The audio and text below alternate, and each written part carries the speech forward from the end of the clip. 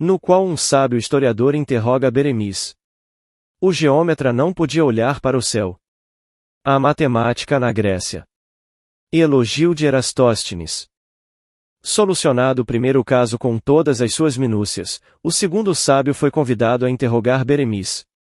Esse ulema era um historiador famoso, que lecionara durante 20 anos em Córdoba, e mais tarde por questões políticas, transferira-se para o Cairo, onde passou a residir sob a proteção do califa.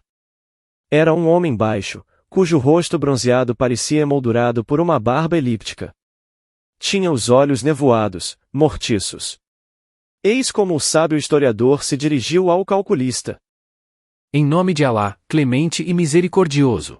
Enganam-se aqueles que apreciam o valor de um matemático pela maior ou menor habilidade com que efetua as operações e aplica as regras banais do cálculo. A meu ver, o verdadeiro geômetra é o que conhece, com absoluta segurança, o desenvolvimento e o progresso da matemática através dos séculos. Estudar a história da matemática é prestar homenagem aos engenhos maravilhosos que enalteceram e dignificaram as antigas civilizações, e que, pelo labor e pelo seu gênio, puderam desvendar alguns dos mistérios profundos da imensa natureza, conseguindo, pela ciência, elevar e melhorar a miserável condição humana. Cumpre-nos ainda, pelas páginas da história, honrar os gloriosos antepassados que trabalharam para a formação da matemática e apontar as obras que deixaram. Quero, pois, ó calculista, interrogar-vos sobre um fato interessante da história da matemática. Qual foi o geômetra célebre que se suicidou de desgosto por não poder olhar para o céu? Beremiz susteve-se instantes e exclamou de golpe. Foi Erastóstenes, matemático oriundo da Cirenaica e educado, a princípio, em Alexandria e, mais tarde, na escola de Atenas, onde aprendeu as doutrinas de Platão. E, completando a resposta, prosseguiu.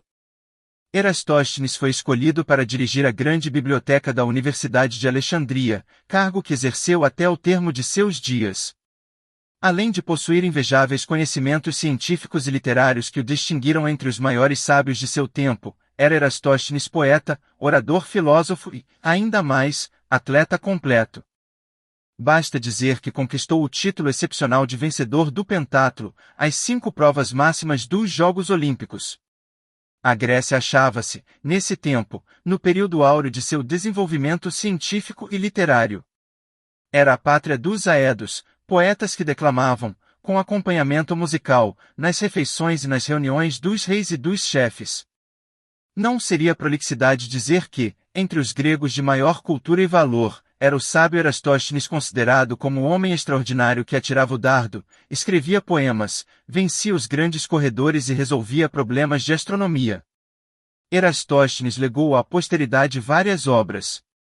Ao rei Ptolomeu III, do Egito, apresentou uma tábua de números primos feitos sobre uma prancha metálica, na qual os números múltiplos eram marcados por um pequeno furo.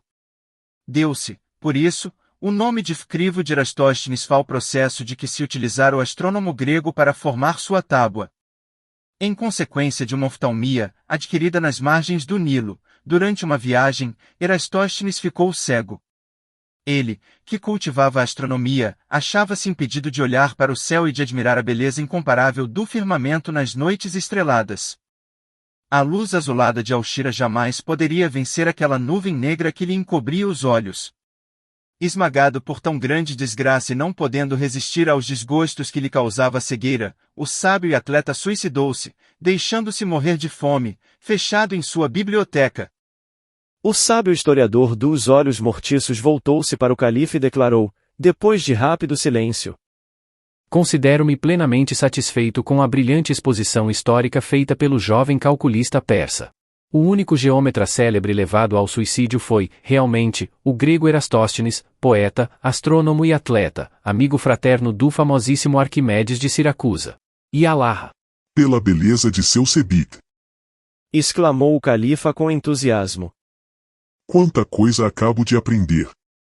Esse grego notável, que estudava os astros, escrevia poemas e cultivava atletismo, merece a nossa sincera admiração. De hoje em diante, sempre que olhar para o céu, em noite estrelada, e avistar a incomparável Alchira, pensarei no fim trágico desse sábio geômetra, que foi escrever o poema de sua morte no meio de um tesouro de livros que ele já não podia ler. E pousando, com extrema cortesia, A sua mão larga sobre o ombro do príncipe, ajuntou, com cativante naturalidade. Vamos ver, agora, se o terceiro arguidor conseguirá vencer o nosso calculista.